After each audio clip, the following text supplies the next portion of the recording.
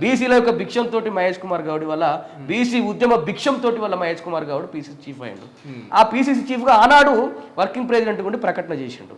చేసినటువంటి ప్రకటనతోటి అందులో అంశాలుగా ఉన్నటువంటి 10-12 అంశాల్లో 3 ముఖ్యమైనటువంటి అంశాల్లో మొదటి దాన్ని మోసం చేశారు బడ్జెట్ విషయంలో. రెండోది కులగణన ప్రారంభించమని మేము 5 నెలల నుంచి పోరాటం చేస్తా ఉన్నాం ఈ రాష్ట్రంలో. ఆ రాష్ట్ర ప్రభుత్వం ఎన్నడూ కూడా కదలదు, రాదు, చూడదు. సో ఇట్లాంటి పరిస్థితులల్లా స్థానిక సంస్థల్లో 42% వాటా పెంచాలంటే కోర్టుకు లెక్కలు చూపెట్టుకోవాలా. కోర్టులో ఉన్నటువంటి ధర్మాసనం ఉన్నటువంటి పెద్దలు కూడా సుప్రీంకోర్టు ఒక క్యాప్ విధించిందండి. క్యాప్ ఎవరికి వర్తిస్తుంది అంటే అది కేవలం బీసీలకు మాత్రమే, ఎస్సీ ఎస్టీలకు మాత్రమే వర్తిస్తుంది. 50% మించి సీలింగ్ ఉండదు. మరి వల్ల సుప్రీంకోర్టు కళ్ళు మూసుకుపోయినాయా?